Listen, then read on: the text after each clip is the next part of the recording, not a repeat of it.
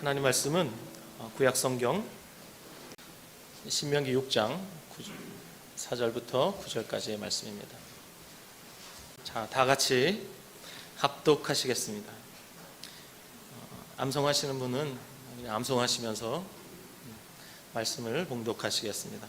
시작. 이스라엘아 들으라. 우리 하나님 여호와는 오직 유일한 여호와이시니 너는 마음을 다하고 뜻을 다하고 힘을 다하여 내 하나님 여호와를 사랑하라. 오늘 내가 내게 명하는 이 말씀을 너는 마음에 새기고 내 자녀에게 부지런히 가르치며 집에 앉았을 때에든지 길을 갈 때에든지 누워있을 때에든지 일어날 때에든지 이 말씀을 강론할 것이며 너는 또 그것을 내 손목에 매어 기호를 삼으며 또 내 미간에 붙여 표로 삼고 또 내 집 문설주와 바깥문에 기록할지니라. 아멘. 네, 오늘 저는 다른 복음은 없나니 시리즈 두 번째 쇠마에서 나오는 분별력이라는 제목으로 말씀 대언하도록 하겠습니다. 제가 해마다 명절이 되면 늘 하는 것이 있습니다. 그것은 고향에 홀로 계시는 어머니를 뵈러 가는 것입니다. 그리고 저희 선영이 있습니다. 거기에 가면 저희 선조들이 묻혀있는 가족묘가 있습니다. 얼마 전까지만 해도 그 가족묘에 다녀올 때 그 그리운 아버지 생각도 하고 또 사랑하는 가족들과 함께 가니까 참 좋고 그랬습니다. 그런데 이번 명절에는 묘한 기분이 들었습니다. 거기에 우리 선조부터 일렬로 쫙 묘자리가 있고요. 세 줄로 이렇게 묘자리가 있는데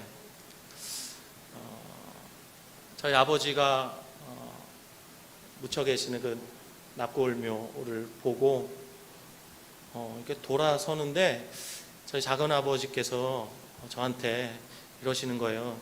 네가 묻힐 자리가 여기야. 뭐라 설명할 수 없는 아주 묘한 기분이 들었습니다. 이제까지 에이 나는 여기 아니야 이런 생각을 하고 있었는데 네가 묻힐 묘자리는 여기야. 아주 묘한 기분을 가지고 돌아섰습니다. 근데 애써 외면하는 제 마음에 뭐라 설명할 수 없는 여러 가지 생각이 드는 거예요. 그러면서 한편으로는 제 마음 안에 남아있는 저의 여생을 더욱 분별 있게 살아야 하겠다라는 생각이 간절해졌어요. 내가 얼마를 더 살지는 모르겠지만 인생이 70이고 강건하면 80이라 그랬는데 그 성경의 기준으로 말하면 저는 딱 30년 남았습니다. 내가 앞으로 어떻게 살아야 되지? 더욱 분별력이 중요하겠더라고요.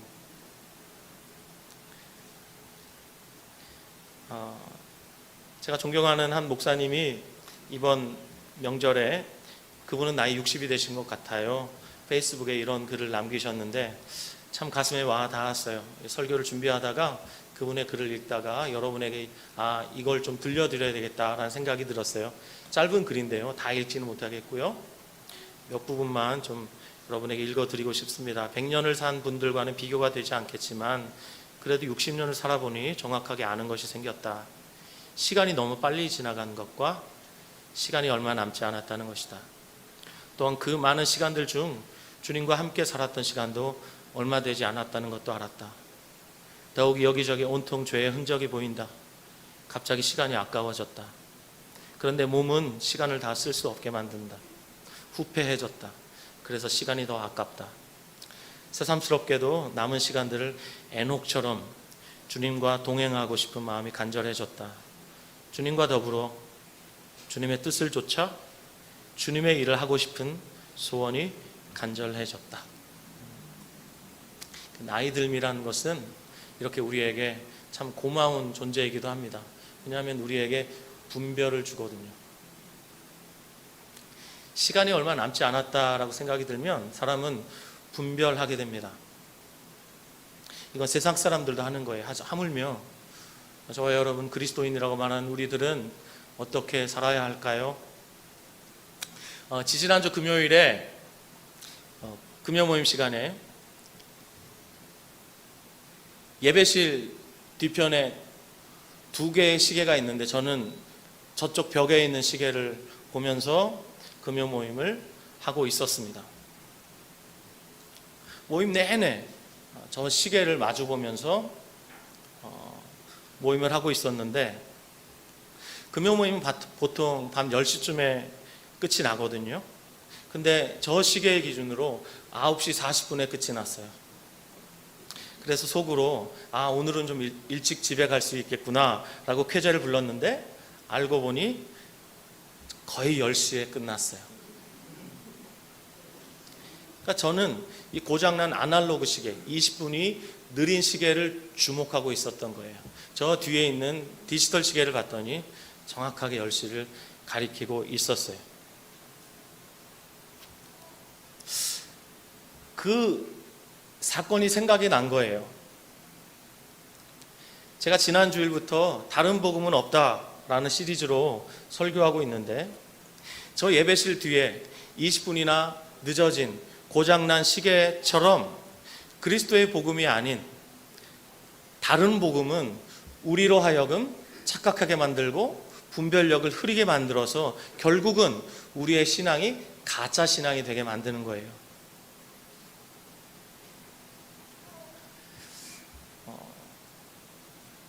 이 가짜 신앙, 다른 복음, 이 거짓 복음은 심각한 문제를 가져와요. 지금은 모르지만 나중에는 돌이킬 수 없는 결과를 낳아요. 여러분, 양궁 선수들이 기를 쓰고 관역을 조준하잖아요. 숨을 멈추고 팔에 힘을 길러서 관역을 향해 정확하게 날아갈 수 있도록 4년에 한 번 열리는 이 올림픽에서 금메달을 따기 위해서 4년 내내 줄을 당기고 활 시위를 당겨서 관역을 맞추는 연습을 해요. 근데 이 시위를 떠난 이 활이 관역을 향해서 맞으려면 여러 가지 조건을 다 갖춰야 되는 거예요.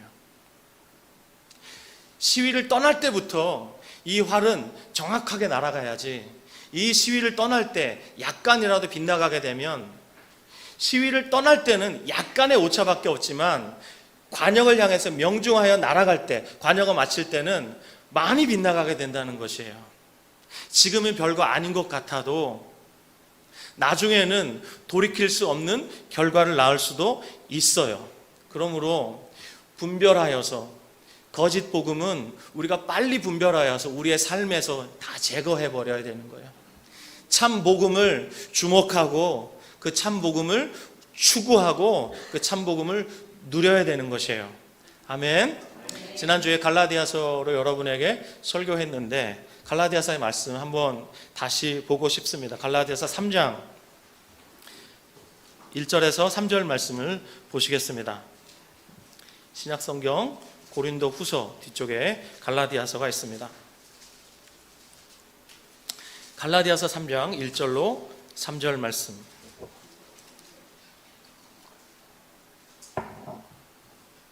찾으셨으면 아멘. 네, 같이 한번 읽겠습니다. 시작. 어리석도다 갈라디아 사람들아, 예수 그리스도께서 십자가에 못 박히신 것이 너희 눈에 밝히 보이거늘 누가 너희를 꾀더냐. 내가 너희에게 다만 이것을 알려 하노니 너희가 성령을 받은 것이 율법의 행위냐 혹은 듣고 믿음으로냐. 너희가 이같이 어리석으냐. 성령으로 시작하였다가 이제는 육체로 마치겠다. 이건 정말 끔찍한 거예요. 시작은 성령으로 시작했어요. 듣고 믿음으로 구원을 얻었어요.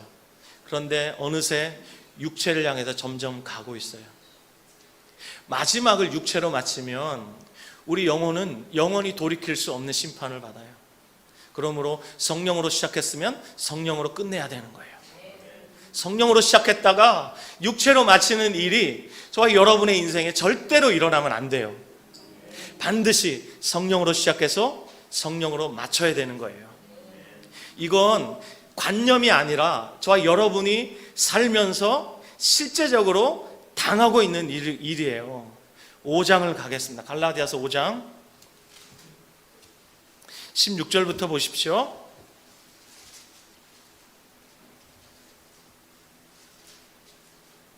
16절부터 먼저 18절을 읽겠습니다. 16절부터 18절 시작. 내가 이르노니 너희는 성령을 따라 행하라. 그리하면 육체의 욕심을 이루지 아니하리라. 육체의 소욕은 성령을 거스르고 성령은 육체를 거스르나니 이 둘이 서로 대적함으로 너희가 원하는 것을 하지 못하게 하려 함이니라.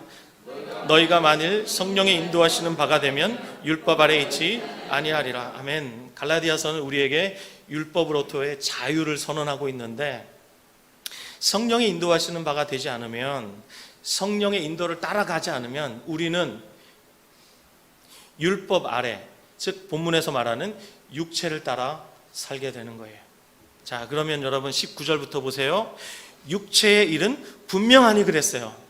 이건 어떤 관념의 세계도 아니고 내 상상으로 빚어낸 그런 산물도 아니에요. 여기 보면요, 음행과 더러운 것과 호색과 우상숭배와 주술과 원수 맺는 것과 우리 삶에서 맺는 모든 죄들이 여기 다 있어요. 육체의 일은 분명하니 라고 말했어요. 애매하거나 모호하지 않습니다. 개역 한글은 육체의 일은 현저하니 라고 번역했어요. 육체의 일은 너무나 분명해요. 성령을 따라가지 않으면 이런 열매를 반드시 맺게 되는 거예요. 21절 보십시오. 투기와 술취함과 방탕함과 또 그와 같은 것들이라 전에 너희에게 경계한 것 같이 경계하노니 이런 일을 하는 자들은 하나님의 나라를 유업으로 받지 못할 것이요. 저는 이 말씀에서 한 자도 빼거나 더하지 않을 것입니다. 말씀 그대로 말씀드릴게요.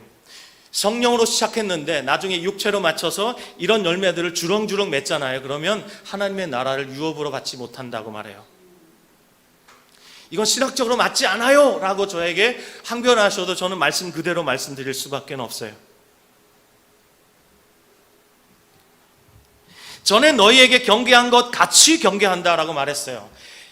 갈라디아 교회를 향한 메시지예요. 불신자들을 향한 메시지가 아니라 이미 갈라디아 교회 안에 들어와 있는 사람들을 향해 던지는 메시지예요. 교인들을 향한 메시지라는 사실을 기억하셔야 됩니다. 주목해 보세요. 너희에게 경계했다. 이런 열매를 맺는 자들은 그 생명이 그런 열매를 맺는 생명이니 이 생명 가지고는 천국 못 가, 이런 얘기예요.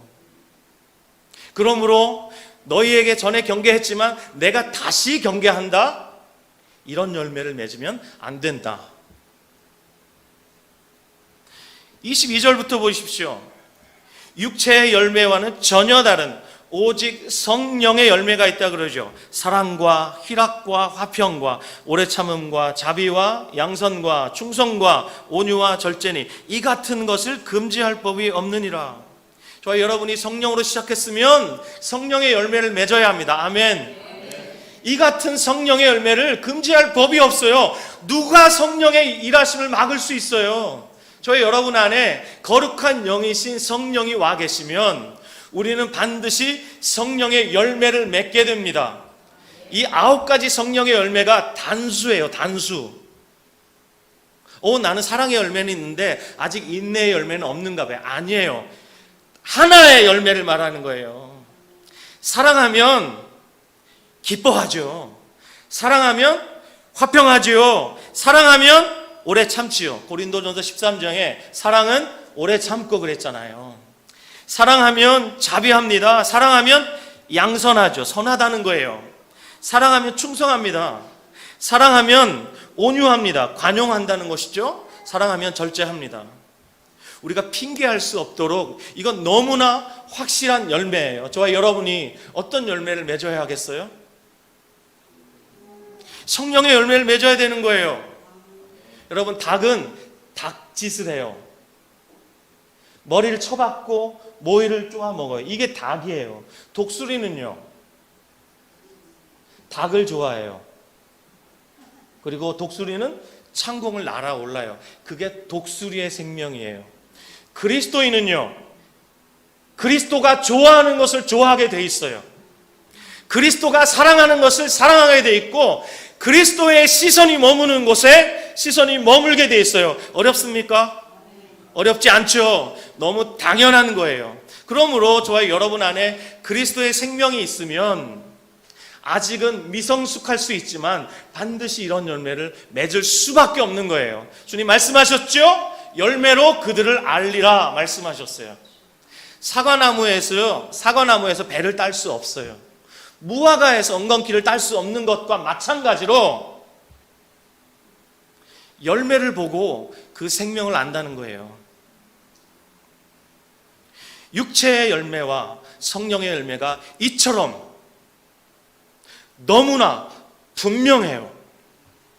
사랑하는 여러분, 이 육체를 따라가면 이 육체의 열매를 맺을 수밖에 없어요. 갈라디아 교회 안에 율법주의라는 이 육체의 메시지가 들어왔어요. 너희가 믿음이 아니라 할례받지 못하면 구원받지 못한다. 지난주에 제가 설교했습니다.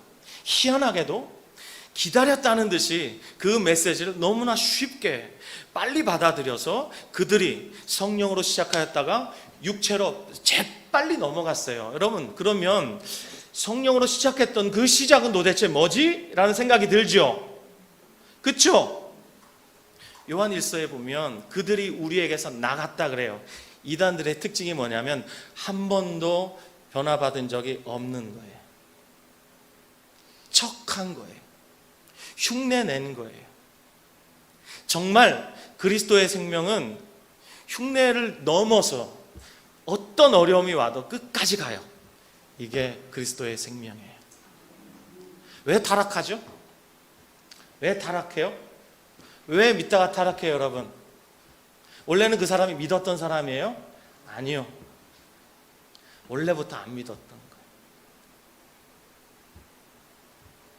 그러므로 우리 안에 있는 어둠들을 주님께서 걷어내시기를 원하는데 여러분 안에 어떤 열매를 맺고 계시는지 잘 보셔야 됩니다. 여러분의 믿음을 스스로 확증하셔야 돼요. 고린도후서 13장에 말씀하죠. 너희 믿음을 확증하라. 너희가 믿음 안에 있는가 스스로 확증해 보라는 거예요. 너무나 중요한 말씀이에요. 그러므로 여러분, 저와 여러분의 이 시리즈를 통해서 우리 안에 있는 잘못된 것, 미성숙은 괜찮아요. 우리 저 뒤에 하임이, 그리고 우리 교실 또 어린애 누구 있습니까? 뭐 민하, 또 수민이, 이런 애들이 있잖아요. 얘네는요 인간의 생명이에요. 맞죠? 아직 미성숙할 뿐이에요. 하지만 인간의 생명이에요. 그러면 인간으로서 잘한단 말이에요. 알곡과 가라지를 생각해 봐요. 가라지하고 알곡하고 묘하게 닮았어요. 저 어릴 때 외갓집에서 자랐는데 벼농사 지었거든요. 보면 이 벼가 있고 피라는 게 있어요. 벼하고 비슷하게 생겼어요. 근데 할아버지 할머니가 피 뽑으러 가자 그러거든요. 저는 어릴 때 막 너무 무서웠어요. 왜 피를 뽑자 그러지? 막 그랬거든요. 알고 봤더니 벼가 아닌, 벼와 비슷하게 생겼는데 그게 피라는 거예요. 저는 뭐가 벼인지 피인지 구분이 잘 안 돼요. 근데요, 이렇게 가을에 열매 맺을 때쯤 되잖아요. 추수할 때쯤 되잖아요. 그러면 확실히 구분이 나요. 여러분, 우리 신앙에도 이런 게 있습니다. 우리 신앙에도 우리가 구분할 수 있는 게 있어요. 근데 구분이 잘 안 되는 것들이 있어요. 하지만 생명이 있으면 그 생명은 그 생명답게 기능하게 돼 있어요. 아멘. 은행에 가면 의사처럼 하얀 가운을 입고 근무하시는 은행원들이 있어요. 이분들은 누구냐? 위조 지폐 감별사들이에요. 은행원들 중에 극소수가 위조 지폐를 감별하는 일을 해요. 이분들 하얀 가운을 입고 있어요. 위폐를 감별하는 노하우가 있다고 하는데 우리 신권에도 보면 여러 가지 홀로그램이라든지 위조 방지 장치가 있죠. 보통 20개에서 30개 정도가 있대요. 이거를 기가 막히게 감별해 낸다는 거예요. 그러면 그 노하우가 도대체 뭐냐 그랬더니 지금은 뭐 외환은행이 있는지 모르겠습니다. 장로님 혹시 외환은행 있습니까? KB 하나은행이요? 예. KB 하나은행이요. 예. 거기에 어떤 차장님이 이 업무에 아주 도 같으신 분이에요. 이분이 뭐라고 말하냐면 이 업무를 오래 하다 보면 영업점에서 보내온 이미지 파일만 봐도 위패인지 여부를 판단할 수 있다는 거예요. 그러니까 각각의 영업점들은 이게 위패인지 진패인지 잘 모르잖아요. 그래서 이미지를 찍어가지고 보낸다는 거예요. 그러니까 이 업무를 수십 년을 하다 보면 이미지 파일만 봐도 이게 위패인지 진패인지 금방 안다는 거예요. 포토샵을 아무리 잘해도 그게 다 티가 난다는 거예요. 여러분, 오래 분별하는 일을 하다 보면 뭐가 생겨요? 분별력이 생겨요. 그래서 위패를 감별하시는 분들이 이런 얘기하는 걸 들은 적이 있습니다. 분별의 기준이 뭐냐면 진패라는 거예요. 진패. 위패만 계속 봐서는 안 되고 진패를 유심히 계속 관찰한다는 거예요. 그러면 진패를 유심히 계속 관찰했기 때문에 위패를 딱 보면 진패와 다른 거를 금방 안다는 거예요. 그런 것처럼 우리들도 참 복음을 주목해야겠지만 참 복음을 계속해서 주목하고 복음을 살아내려고 우리가 분투하다 보면 가짜 복음은 그냥 분별해낼 수 있게 된다는 거예요. 오늘 우리가 신명기 6장 4절부터 9절까지의 말씀 읽었어요. 4절, 5절, 6절 말씀 말고 7절부터 9절까지의 말씀 다시 한번 보세요. 신명기 6장 7절부터 9절까지의 말씀 보겠습니다. 먼저 7절입니다. 내 자녀에게 부지런히 가르치며 집에 앉았을 때든지 길을 갈 때든지 누워있을 때든지 일어날 때든지 이 말씀을 강론할 것이며, 여기 부지런히 가르쳐라 이 말씀을 강론하라는 말은 어떻게 가르칠 것인가, 방법론에 관한 것이라고 보시면 돼요. 그리고 내 자녀에게 가르치라 그랬어요. 교육의 대상을 말하는 거예요. 그리고 집에 앉았을 때든지 길을 갈 때든지, 이건 뭐냐면 교육의 장소를 말하는 거예요. 어디서든지 가르쳐라. 그리고 누워있을 때든지 일어날 때든지, 이건 교육의 시간을 말하는 거예요. 시도 때도 없이 가르쳐라. 그러니까 시도 때도 없이 어디에 있든지 내 자녀에게 부지런히 가르쳐야 된다라고 7절이 말씀하고 있어요. 그 다음 8절로 9절 보세요. 너는 또 그것을 내 손목에 매어 기호를 삼고 내 미간에 붙여 표로 삼으라. 저 보세요 여러분. 손목에다 매라는 거예요. 손목에 매서 기호를 삼아라. 기호가 뭐냐면 표시를 말하는 거예요. 표시. 그리고 미간에 붙여라. 미간이 어디예요? 여기잖아요. 자, 이미지를 띄워주세요. 이게 정통 유대인의 복장입니다. 지금 손목에 매었죠. 지금 손목에 매었죠. 그죠? 줄처럼 둘둘둘 감았어요. 그렇죠? 그리고 미간에 붙였어요. 저 맞박에 죄송해요. 이마에 지금 저 큐브 같은 작은 상자가 있죠. 저기에 뭐가 있냐면 양피지에 쓴 두루마리가 있어요. 작은 두루마리를 저기 박스에다 넣어가지고 이마에다 감았어요. 이걸 전문용어로 테필린이라 그래요. 유대인들이 이렇게 문자적으로 다 지켰어요. 고대시대에 노예들은 누구누구의 소유라는 것을 어디에다 표시했냐면 이마에다가 표시했어요. 이 이마에다가 김씨의 노예, 이런 식으로 표시를 한 거예요. 마태복음 23장을 보십시오. 마태복음 23장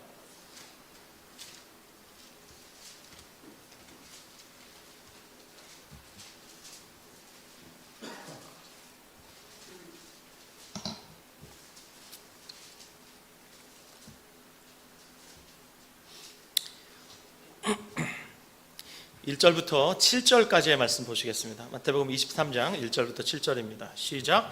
이에 예수께서 무리와 제자들에게 말씀하여 이르시되 서기관들과 바리새인들이 모세의 자리에 앉았으니 그러므로 무엇이든지 그들이 말하는 바는 행하되 지키되 그들이 하는 행위는 본받지 말라. 그들은 말만 하고 행하지 아니하며 또 무거운 짐을 묶고 사람의 어깨에 지우되 자기는 이것을 한 손가락으로도 움직이려 하지 아니하며 그들의 모든 행위를 사람에게 보이고자 하나니 곧 그 경문띠를 넓게 하여 옷수를 길게 하고 잔치의 윗자리와 회당의 높은 자리와 시장에서 문안받는 것과 사람에게 랍비라 칭함받는 것을 좋아하느니라. 여기 5절에 보면 그 경문띠를 넓게 한다 그랬습니다. 이 경문띠가 뭐냐면 바로 이거예요.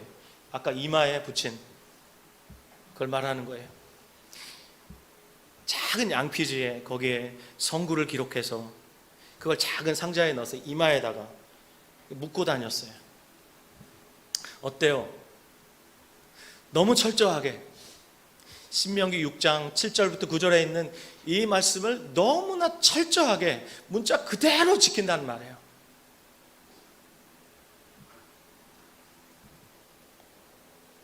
하지만 여러분, 이렇게 문자 그대로 지켰던 이들에게 놀랍게도 분별력이 전혀 없어요. 말씀을 그대로 지키는데도 분별력이 없어요. 여러분, 우리 속담에 이런 말이 있잖아요. 난 놓고 기억자 모른다고. 어떻게 이 쇠마의 말씀을 그대로 지키는데도 불구하고 기호로 삼고 또 미간에 붙여 표로 삼고 내 집 문설주와 바깥문에 기록하라. 하나님 말씀을 자기 집 통로에다가 기록했어요. 그리고 그 마을 어귀에다가 기록했어요. 이렇게 문자 그대로 지켰음에도 불구하고 이들은 분별력이 전혀 없었어요. 왜 그랬을까? 신명기 29장 4절을 보시죠. 신명기 29장 4절.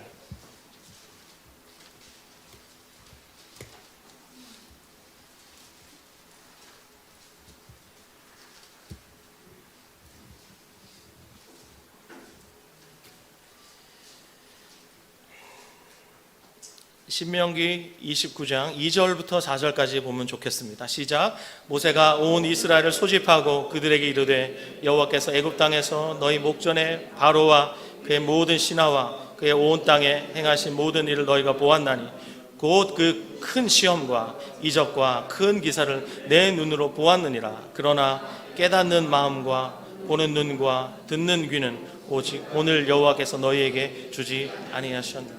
아멘. 다 봤어요.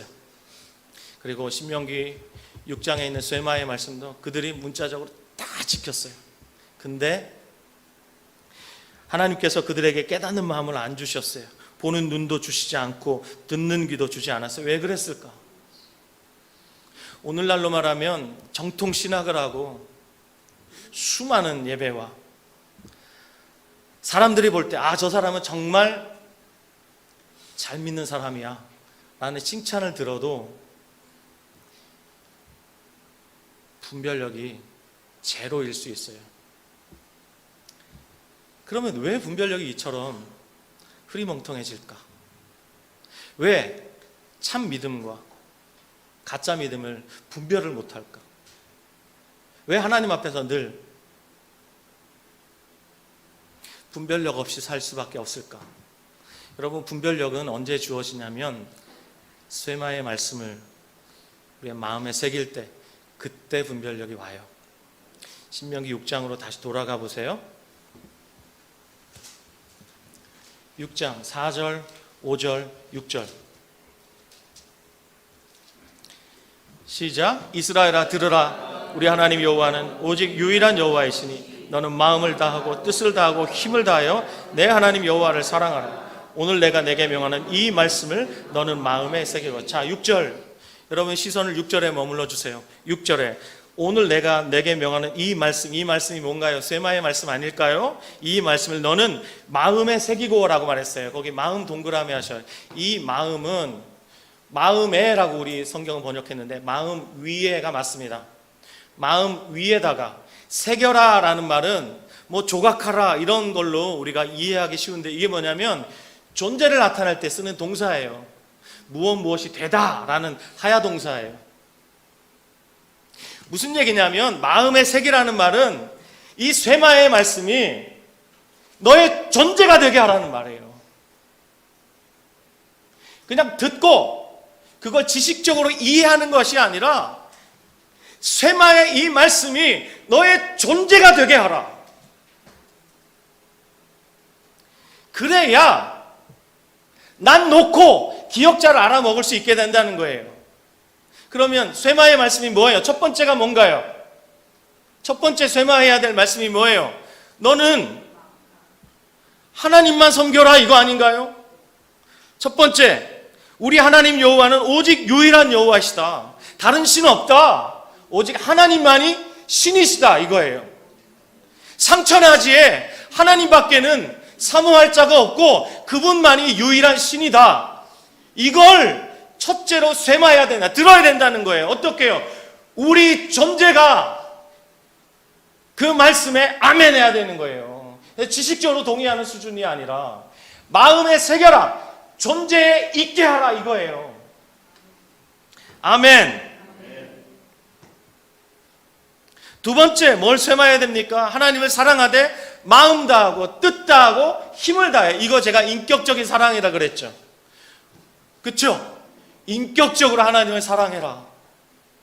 이 두 가지를 우리가 쇠마하지 않으면 아무리 하나님의 말씀을 배우고 신학적으로 아무리 정통해도 우리는 어느새 성령으로 시작했다가 육체로 마칠지도 모르게 된다, 이거예요.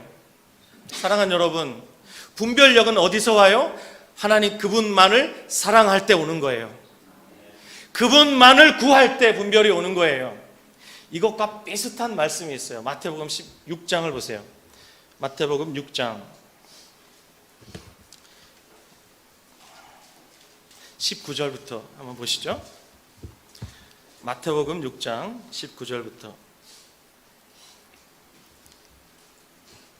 자, 19절부터 24절까지 시작. 너희를 위하여 보물을 땅에 쌓아두지 말라. 거기는 좀과 동록이 해하며 도둑이 구멍을 뚫고 도둑질하느니라. 오직 너희를 위하여 보물을 하늘에 쌓아두라. 거기는 좀이나 동록이 해하지 못하며 도둑이 구멍을 뚫지도 못하고 도둑질도 못하느니라. 내 보물이 있는 그곳에는 내 마음도 있느니라. 눈은 몸의 등불이니 그러므로 내 눈이 성하면 온 몸이 밝을 것이요 눈이 나쁘면 온 몸이 어두울 것이니 그러므로 내게 있는 빛이 어두우면 그 어두움이 얼마나 더하겠느냐. 한 사람이 두 주인을 섬기지 못할 것이니 혹 이를 미워하고 혹 저를 사랑하거나 혹 이를 중히 여기고 혹 저를 경히 여김이라. 너희가 하나님과 재물을 겸하여 섬기지 못하리라. 특별히 22절 말씀 주목해 주세요. 눈은 몸의 등불이라. 이 몸은요, 우리 인생 전체를 뜻하는 단어예요. 그냥 이 육체적인, 이 물리적인 몸뿐만이 아니라 우리 인생 전체를 말하는 거예요. 여기에서 여러분 성하면 동그라미에서 성하면이라는 단어. 혹시 여러분 성경에 성하면에 각주가 달려 있습니까? 각주가 달리는 성경 보면 뭐라고 되어 있습니까? 헬라어의 뜻이 뭐냐면 순전하면 이런 뜻이에요. 저 보세요, 여러분. 제가 지금 안경을 끼고 있죠. 그렇죠? 그렇잖아요? 근데 한쪽 눈은 현미경을 끼고 있고 현미경으로 땅에 있는 것을 샅샅이 봐요. 땅에 있는 것을 너무나 사랑하고 땅에 있는 것에 너무 관심이 많아요. 땅에 있는 모든 것에 관심이 있어요. 한쪽 눈은 이래요. 근데 한쪽 눈은 망원경을 끼고 있어요. 하나님 나라를 멀리 보는 거예요. 하나님 나라는 멀리 보고 그래도 보이죠. 내 땅에 있는 것은 현미경을 끼고 샅샅이 뒤지는 거예요. 이러면 어떻게 돼요? 여러분, 한쪽 눈은 망원경을 끼고 한쪽 눈은 현미경을 끼고 똑바로 걸을 수가 있을까요? 머리 아파서 못 살아요. 이렇게 제가 성하면이라는 단어를 여러분에 비유해 드렸어요. 그러면 이게 무슨 말이냐면 우리가 분별력을 가지고 참 복음과 거짓 복음을 분별해 내려면 분별력이 필요하잖아요. 분별력은 언제 오냐? 하나님 그분만을 사랑할 때 와요. 우리의 시선이 막 분산되어 있으면 절대로 우리는 분별할 수 있는 존재가 못 돼요. 여러분, 주님을 사랑한다는 것은, 특별히 주님만을 사랑한다는 것은 우리에게 큰 분별을 줘요. 저는 좀 유치하지만 가끔 그런 생각해요. 내가 결혼식 때 주례 목사님 앞에서 큰 소리로 아멘 했던 그 순간을 떠올려요. 비경이 제옥이 그때 크게 아멘했잖아. 그때 내가 뭐라고 물어봤지?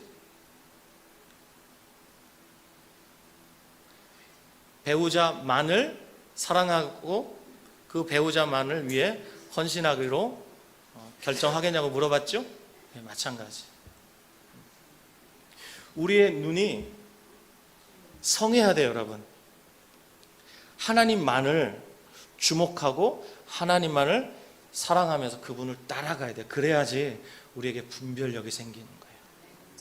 하나님의 얼굴을 구하고 그분 앞에 머물기를 좋아하고 그분이 좋아하는 것을 나도 좋아하고, 그러면 여러분 헛갈리지 않아요. 분별 있게 이 세상을 살아갈 수 있게 되는 거예요. 제가 작년에 봤던 영화 바울의 그 대사가 다시 떠올랐어요. 바울이 죽기 전에 로마의 집정관에게 그렇게 말하죠. 자신의 목숨줄을 쥐고 있는 그 로마의 집정관에게 이렇게 말해요. 인간의 삶은 손바닥 위의 바닷물과 같습니다. 그리스도인들은 손 아래로 빠져나가는 한 줌의 바닷물이 아닌 끝없이 흐르는 나머지 바닷물을 바라보며 산대. 다시요. 인간의 삶은 손바닥 위의 바닷물과 같습니다. 그리스도인들은 손 아래로 빠져나가는 한 줌의 바닷물이 아니라 끝없이 흐르고 있는 나머지 저 넓은 대양에 있는 저 바닷물을 보고 살아갑니다.